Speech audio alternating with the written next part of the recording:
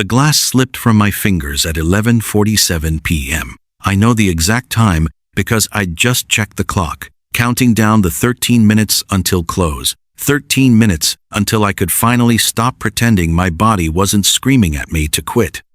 The tray hit first, then the glasses, then me. I don't remember deciding to fall. I remembered the time because I was still conscious then, because I was still trying to control the moment, right up until my body betrayed me. 1 second I was weaving between tables with 4 whiskey sours balanced on my palm, and the next, the floor was rushing up to meet my face like an old friend I'd been avoiding. The crash was spectacular, I'll give it that. Glass exploded across the hardwood in a glittering arc, amber liquid splashing across 3 different pairs of expensive shoes. The music didn't stop, not immediately, but conversations did. Laughter cut off mid-breath.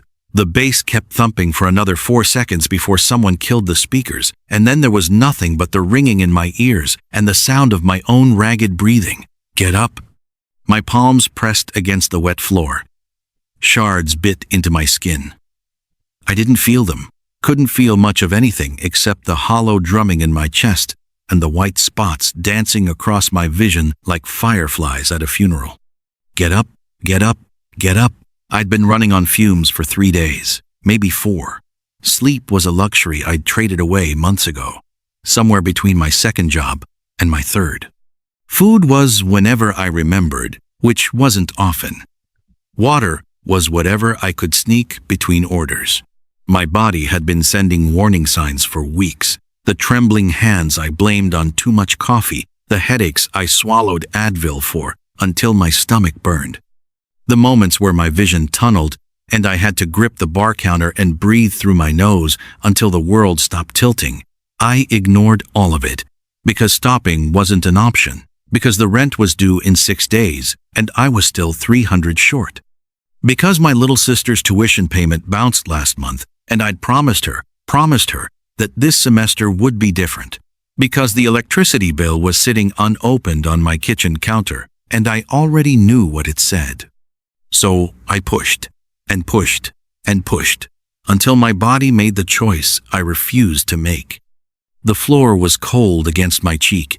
Someone was calling my name, Maya, Maya, oh my God, but it sounded far away, like they were shouting through water. I tried to push myself up again.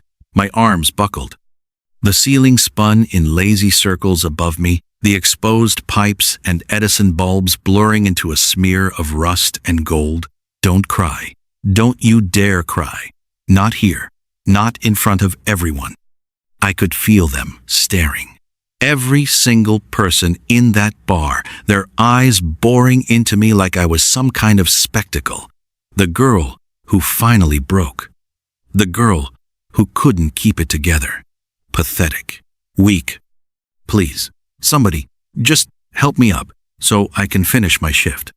That's all I wanted. To finish, to close out my tables and collect my tips and limp home to my empty apartment and collapse somewhere private, somewhere no one could see me fall apart. But then I heard it. A chair scraping back, footsteps approaching, not rushed, not panicked, deliberate, measured, the click of expensive shoes stopping inches from my face. And a voice, low and calm, cutting through the chaos like a blade through silk. Everyone out, now. The music cut completely at the same moment, like the building itself had taken his order. The bar emptied in under 2 minutes at least. That's how it felt from the floor. I never saw his face. Not yet. I'd worked at Obsidian for 11 months.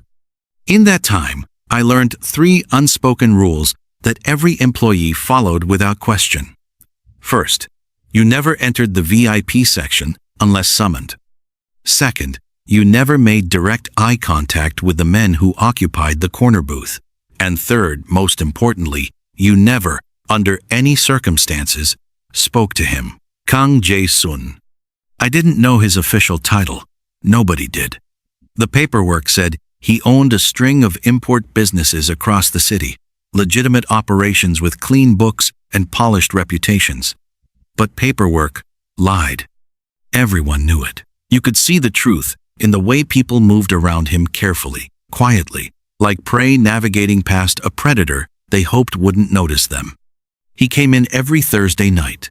Same booth, same time, same two men, flanking him, like shadows carved from silence. He never ordered, through the waitstaff.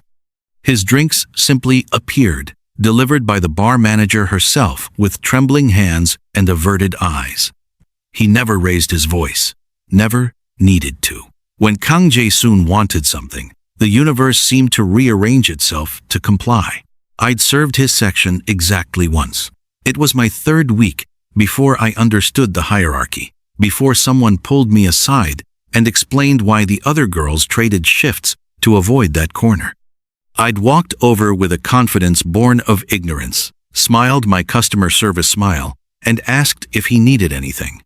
He'd looked at me then, actually looked. Not through me, not past me, at me. Dark eyes that held no warmth, no cruelty, nothing I could read or categorize. Just assessment, calculation. Like he was filing me away in some mental cabinet for future reference. No, he'd said. One word. Then he returned to his conversation, and I ceased to exist. That was 8 months ago. I hadn't crossed his line of sight since. Until tonight. Until I shattered 4 glasses and collapsed at his feet like some broken marionette whose strings had finally snapped. The voice that cleared the bar belonged to him. I knew it before I saw him move, before I felt the shift in the air pressure that meant someone powerful was approaching. My cheek was still pressed against the wet floor, my body refusing every command I gave it, and all I could see were shoes, black leather, Italian, probably, worth more than 3 months of my rent. I said no. The second command came softer than the first, but it carried more weight. I heard chairs scraping, hurried footsteps, murmured apologies from customers who hadn't done anything wrong, but apologized anyway, because that's what you did when Kang Jae-sun issued an order. The music stayed dead, the lights stayed bright, and the bar emptied around me like water draining from a sink, leaving nothing but silence, and the sound of my own heartbeat pounding against my ribs. I should have been terrified. This was the man mothers warned their daughters about, the name spoken in whispers at closing time, the reason our bouncers never intervened when his associates got too friendly with the merchandise. He existed outside the rules that governed normal people. He could make problems disappear, and sometimes the people became the problems. But lying there on that cold, wet floor, surrounded by broken glass and the ruins of my pride, I didn't feel fear. I felt something worse. I felt seen. For the first time in months, maybe years, someone had stopped the world on my behalf. Someone had looked at my crumpled body and decided it mattered enough to clear a room. The thought should have horrified me. Instead, it cracked something open in my chest, something I'd kept locked away so long I'd forgotten it existed. The dangerous part wasn't that he noticed me. The dangerous part was how badly I wanted him to keep noticing. His hands found me before I could fall again. I'd managed to push myself up barely, pathetically, my arms shaking like branches in a storm. The world tilted. My vision went white at the edges. And then I was tipping sideways, bracing for the second impact, the fresh humiliation of hitting the ground twice in front of the one man in this city you never wanted to show weakness to. But the floor never came. Instead, there was warmth, pressure. The solid weight of someone else's body intercepting mine, catching me mid-collapse like he'd been waiting for it, like he'd known exactly when my strength would give out. One arm wrapped around my waist, firm, not gentle, but careful in a way that surprised me. The other hand pressed against my shoulder blade, steadying me against his chest. I smelled cedar, smoke, something darker underneath, like whiskey, aged in rooms where secrets were traded instead of currency. Breathe.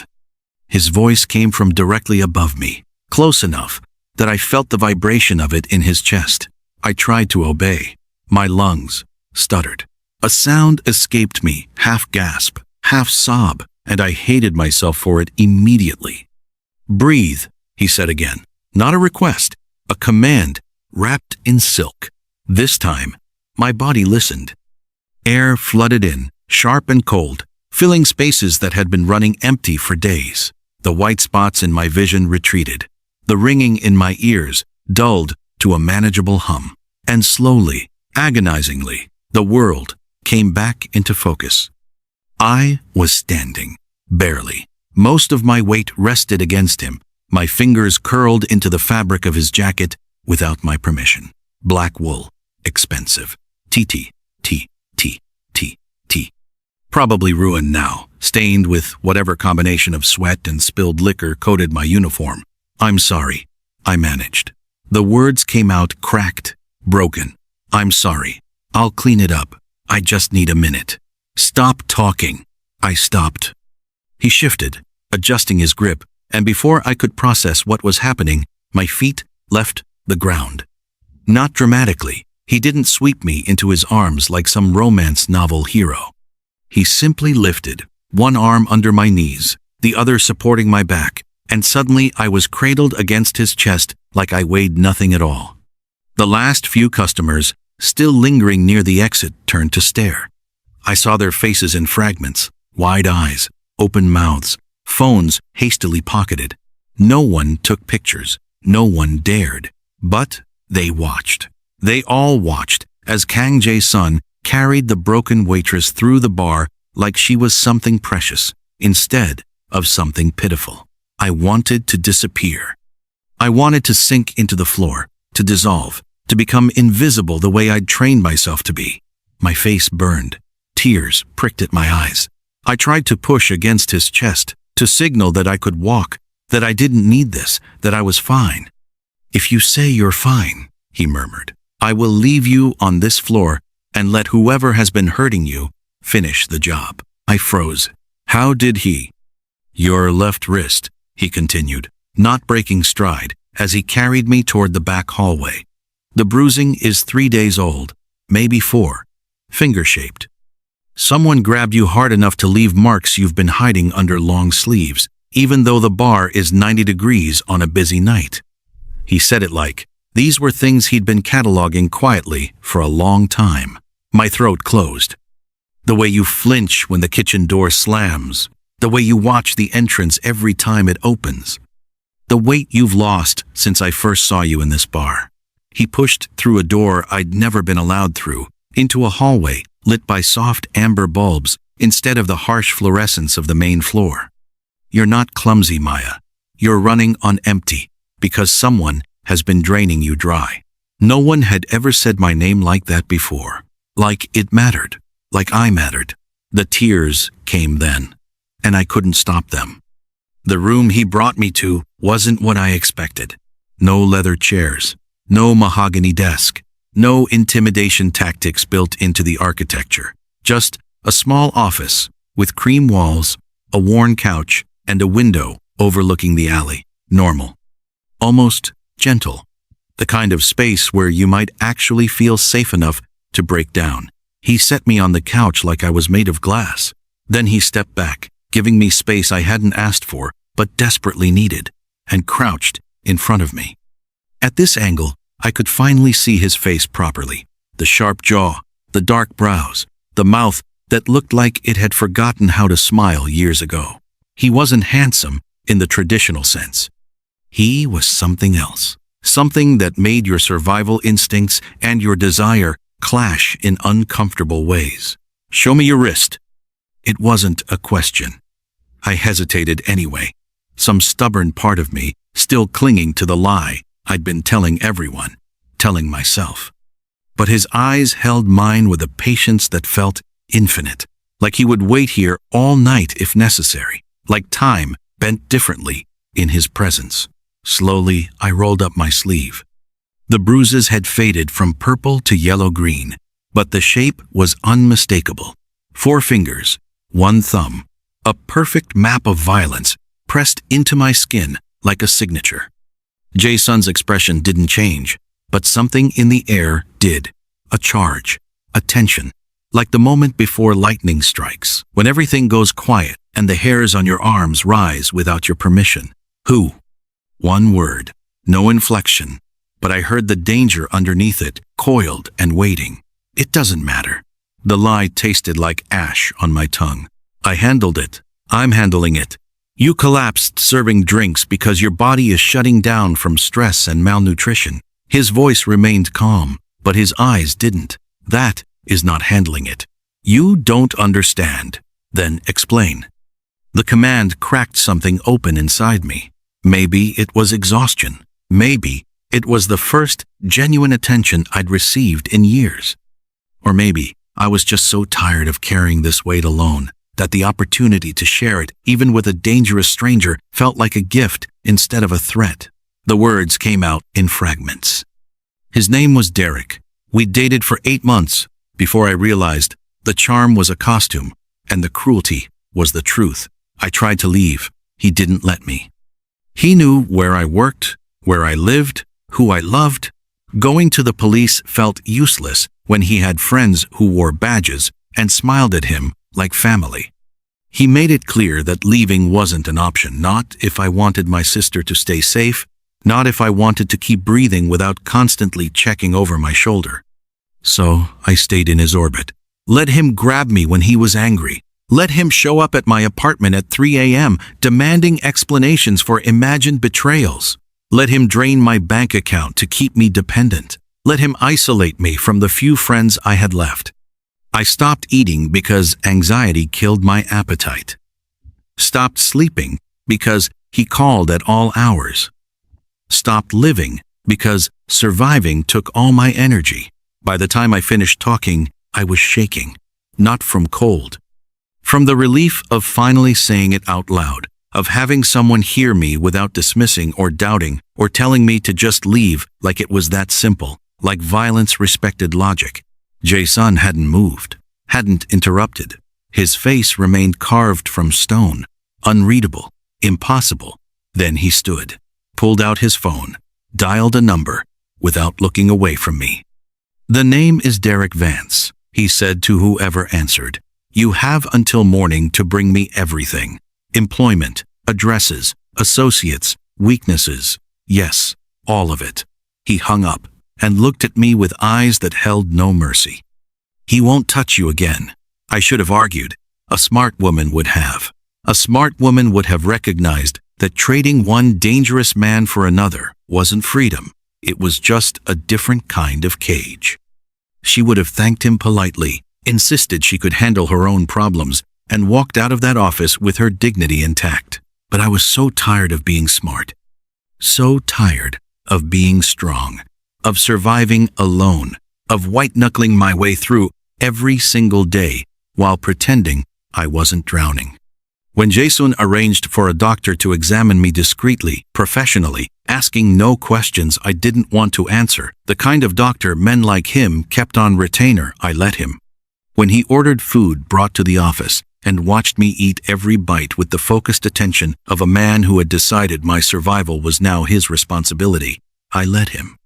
When he told me I wouldn't be returning to my apartment tonight, that arrangements had been made, that arguing was pointless, I opened my mouth to protest, and nothing came out.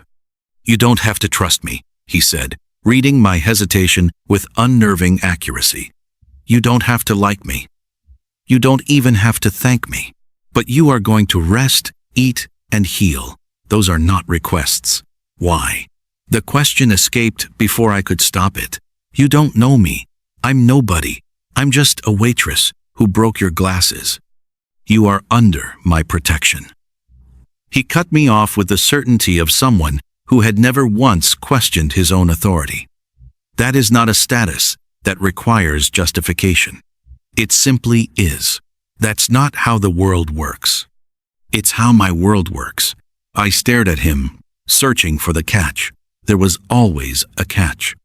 Men like him didn't offer safety without expecting something in return. Their bed, their obedience, their eternal gratitude, manifesting in ways you never agreed to. "What do you want from me?"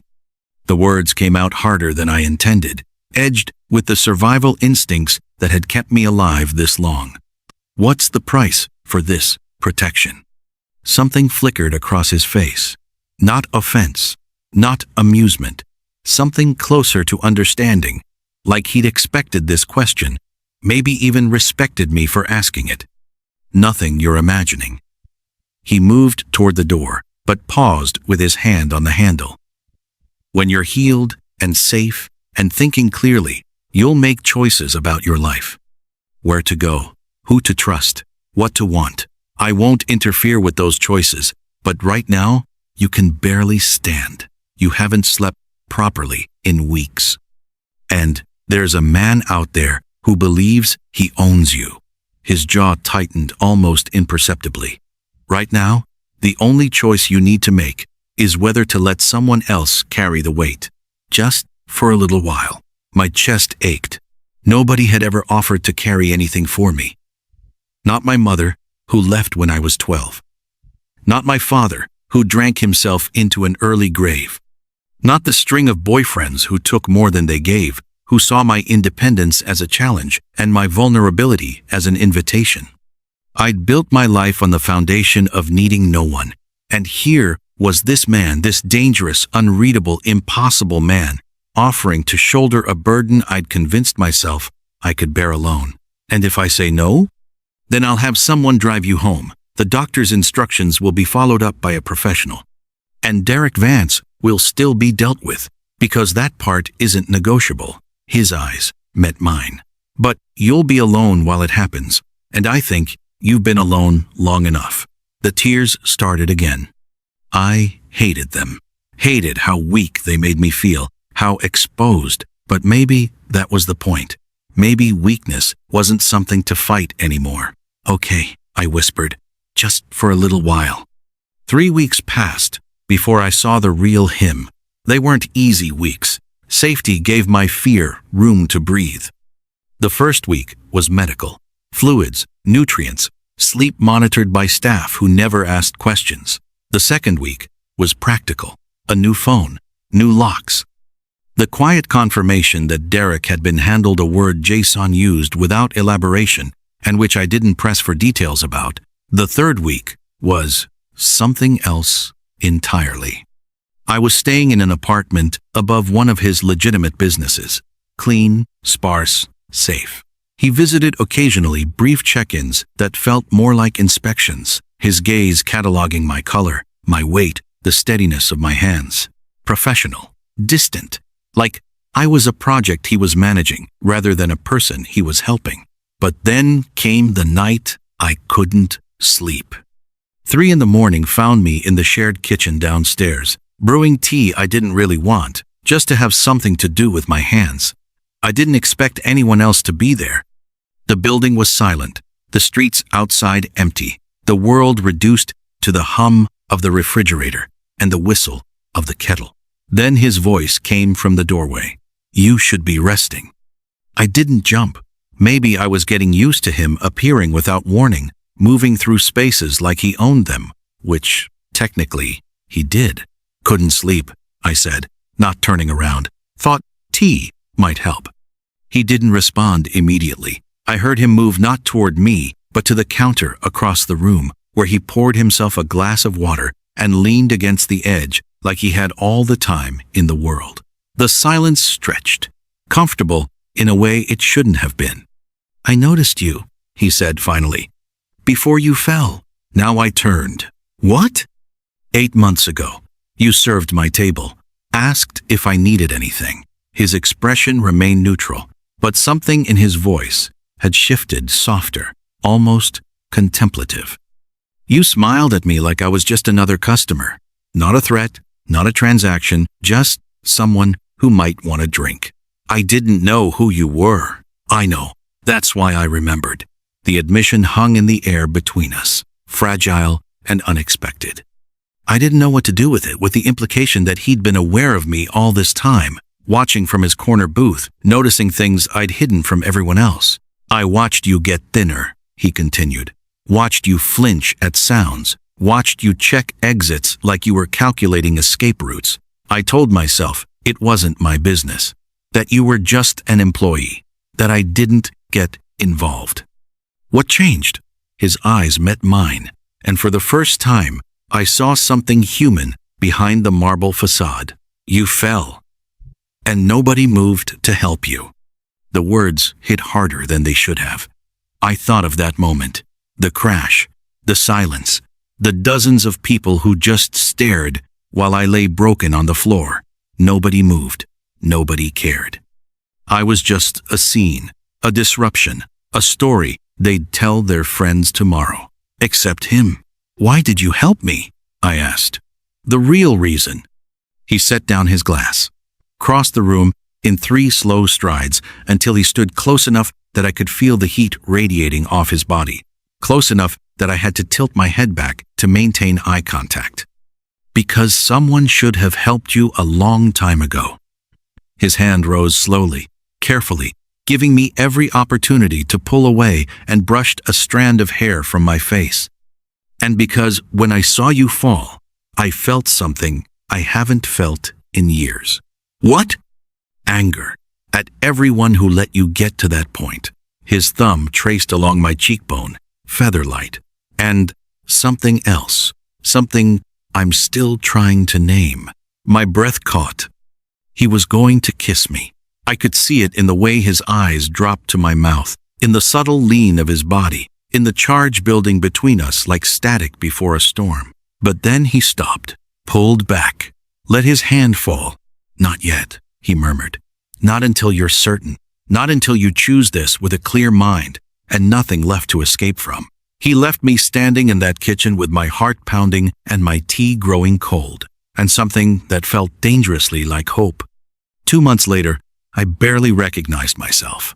The woman who stared back from the mirror had color in her cheeks, strength in her frame, clarity in her eyes. She'd gained 15 pounds healthy weight, earned through regular meals and undisturbed sleep. She wore clothes that fit instead of hung. She didn't flinch at sudden sounds anymore. She looked like someone who had been rebuilt from the inside out. Jason had offered me a position not at Obsidian, but at a smaller establishment he owned across town. Legitimate work, good hours, no drunk customers pawing at me or managers looking the other way. I'd hesitated at first, worried about the optics, about what people would assume, but he'd simply said, "Let them assume. Their opinions are irrelevant." And somehow, coming from him, that made it true. The staff at my new workplace treated me differently than any job before, not with resentment or suspicion, but with a careful respect that took me weeks to understand. It wasn't about me, exactly. It was about who stood behind me. Kang Jae-sun's protection wasn't just a word, it was a force field, invisible but absolute, reshaping how the world interacted with me, simply because he declared I mattered. Derek was gone. I didn't ask where, didn't want to know. One day, he existed as a constant threat, humming at the edges of my consciousness. The next, he was simply absent. His social media went dark. His apartment emptied. Mutual acquaintances mentioned he'd moved away suddenly, their voices carrying that particular caution people use when discussing things they know better than to investigate. My sister called me crying 3 weeks after it happened. Happy tears. Relieved tears. She'd felt the shadow lift too, even from across the country. "I don't know what changed," she said. "But Maya, you sound like you again." I didn't tell her the truth. Some debts couldn't be explained, only honored. The fear took longer to fade than the bruises. For months, I still checked over my shoulder, still tensed when men raised their voices, still had nightmares where Derek found me, where the safety I'd built was revealed as illusion, where I woke up gasping in sheets that smelled like cedar and smoke, because Jason had stayed with me through the worst nights, sitting in a chair beside my bed, not touching, not speaking, just present. But gradually, the fear loosened its grip. And in its place, something else grew.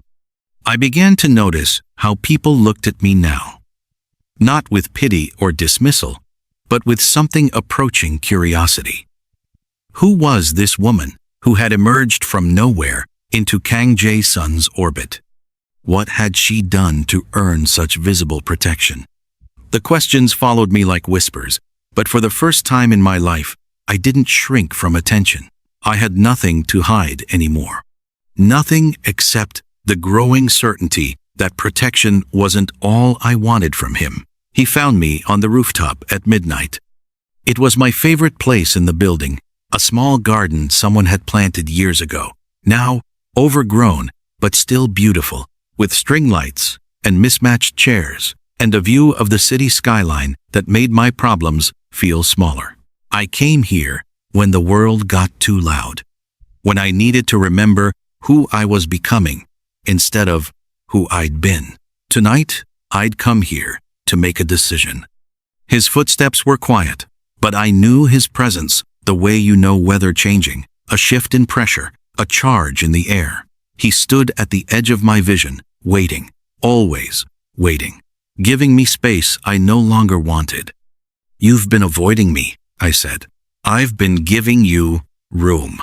I don't want room anymore."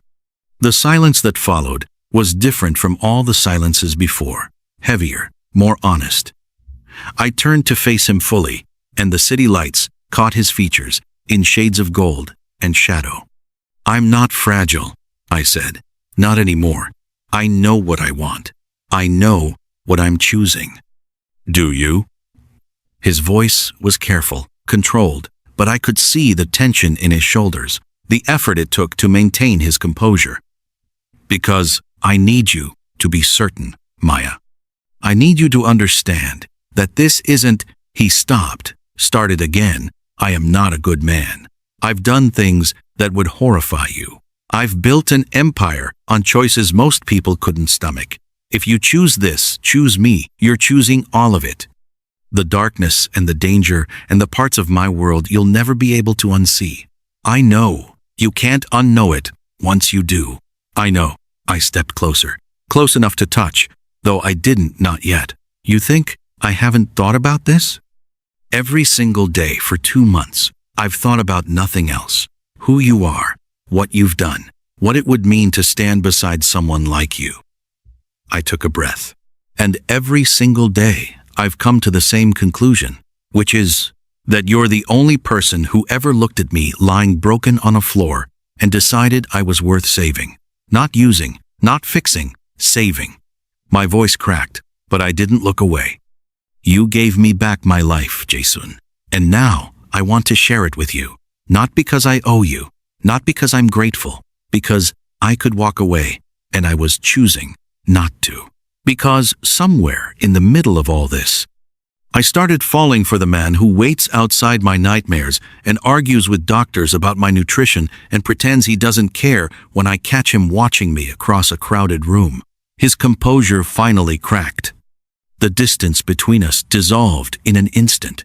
His hands found my face, cradling it like something precious, and when he kissed me, it was nothing like I'd imagined. Not gentle, not hesitant. It was claiming and desperate and honest, a man who had denied himself something he wanted for so long that the release of it felt like drowning and breathing at the same time. I kissed him back with everything I had. "I choose you," I whispered against his mouth. "Not your protection, not your money, not your power. You. His forehead pressed against mine. "Then you're mine," he said. "And I am irrevocably, impossibly yours." I used to think falling was the worst thing that could happen to a person.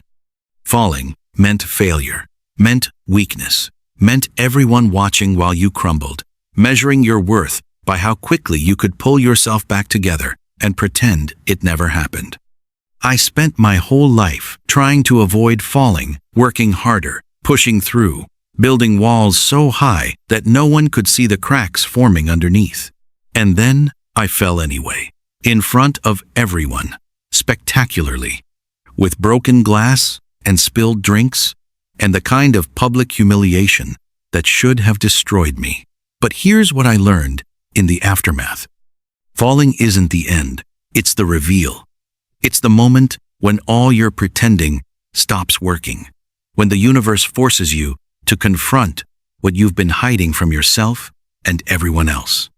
Falling strips away the performance and leaves only truth, the raw, uncomfortable, liberating truth of who you actually are when you can't pretend anymore.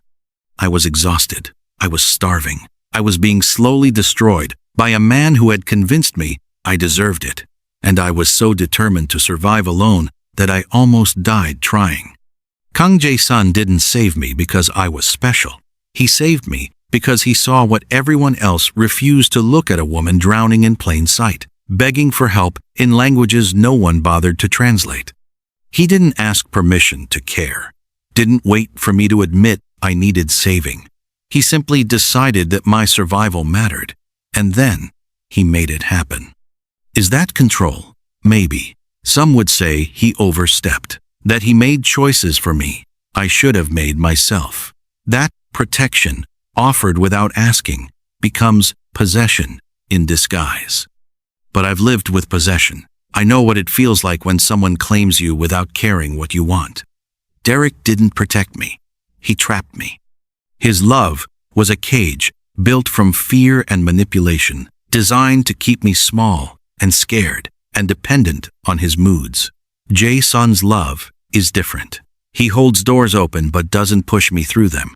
He eliminates threats but doesn't demand gratitude. He watches me like I'm the most important thing in his world, but when I make choices he disagrees with, he respects them. Even now, even with everything we've become to each other, he still asks before he touches me, still checks that I'm choosing him freely, still creates space for me to change my mind. Control would never allow that kind of freedom. So what do I call this instead? This thing that exists in the gray space between protection and possession, between rescue and romance, between the darkness he carries and the light he somehow found in me? I call it complicated. I call it human. I call it the realest thing I've ever known. The girl who fell on that bar floor 11 months ago, who'd started working at Obsidian, thinking survival was enough, wouldn't recognize me now. She was surviving. I'm living. She was invisible. I'm seen by him, by the world, by myself. She thought strength meant never needing anyone. I've learned that real strength is knowing when to let someone catch you. So I'll leave you with this. Did he go too far? Some lines he crossed were never his to cross. He made decisions about my safety without consulting me.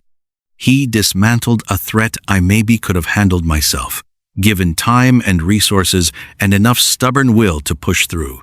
But would I change it? Would I go back to that floor, bleeding and broken, and tell him to walk away? No. 1,000 times, no. Because sometimes salvation doesn't look the way you expect it to. Sometimes it wears expensive shoes and speaks in commands and carries enough darkness to drown cities. Sometimes the person who saves you is dangerous to everyone except you. Sometimes love exists in spaces society tells us are wrong, possessive, controlling, too intense, but feels like the first safe place you've ever found.